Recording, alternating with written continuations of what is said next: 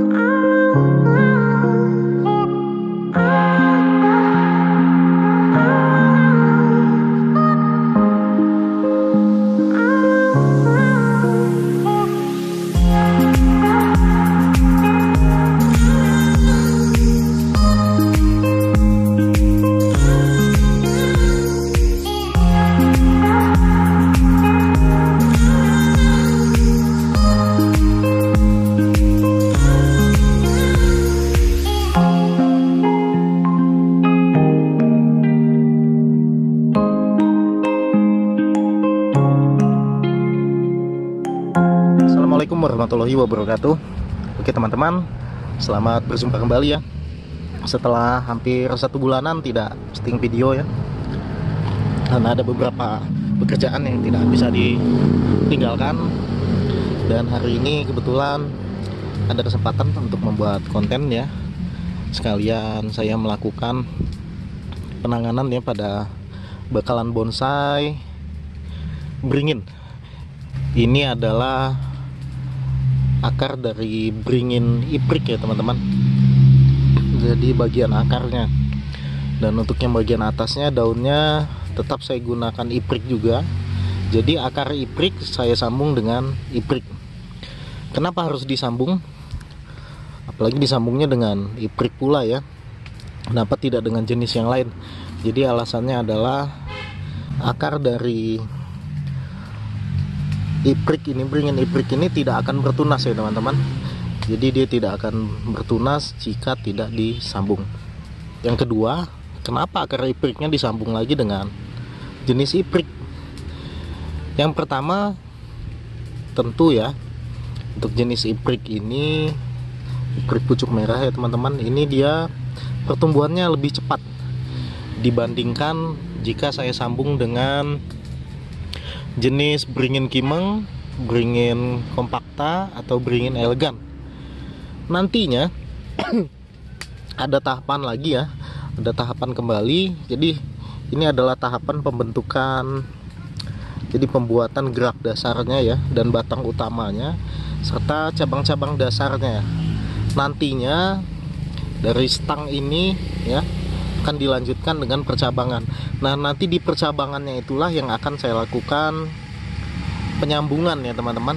Jadi disambungnya bukan di pangkal sini ya untuk dijadikan batang, tapi nanti di percabangannya, di bagian ini ya teman-teman, di bagian percabangannya yang akan disambung dengan jenis kompakta atau elegan ya. Oke, kita lihat lebih dekat ya teman-teman. Oke teman-teman, jadi akar ini sudah saya program hampir kurang lebih 1 tahunan ya, dan batang dasarannya hanya sampai di sini. Batang dasarannya hanya sampai di sini, lalu dilakukan penyambungan di bagian ini. Jadi ini dilakukan penyambungan ya teman-teman. Ini didapat setelah diprogram.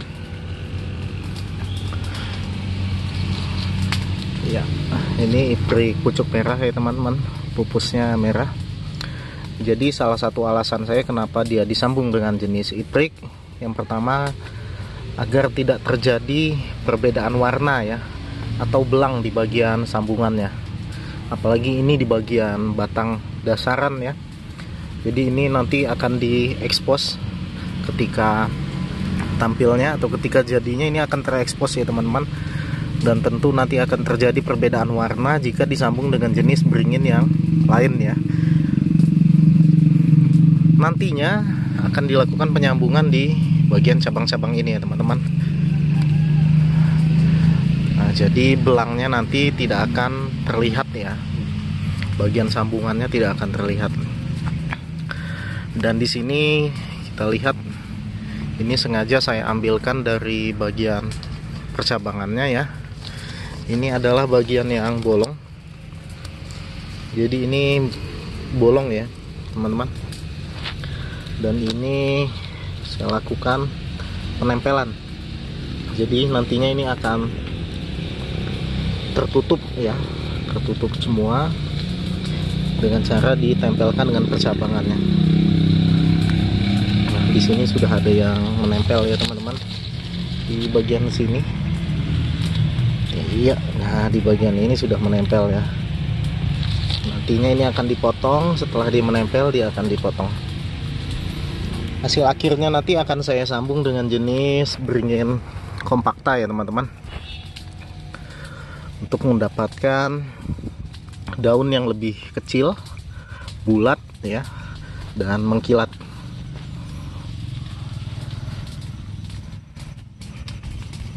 Oke teman-teman, jadi jenis ficus ini termasuk jenis bonsai yang favorit ya. Dan untuk di kontes-kontes tingkat nasional sudah banyak ya dari jenis beringin ini yang mendapatkan juara ya, atau best in show di dalam sebuah kontes. Jadi kenapa ya pilihannya jatuh kepada jenis ficus? Yang pertama teman-teman, jenis ficus ini memiliki daya tahan yang sangat baik ya.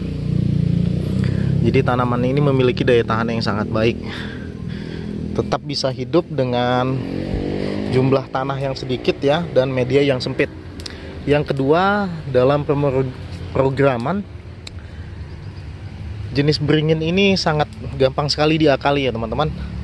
Jadi misalkan kita membutuhkan percabangan di bagian sini, kurang cabang, bisa kita lakukan penyambungan ya. Ada di video saya sebelumnya ya, sambung cabang besar di beringin kimeng ya teman-teman.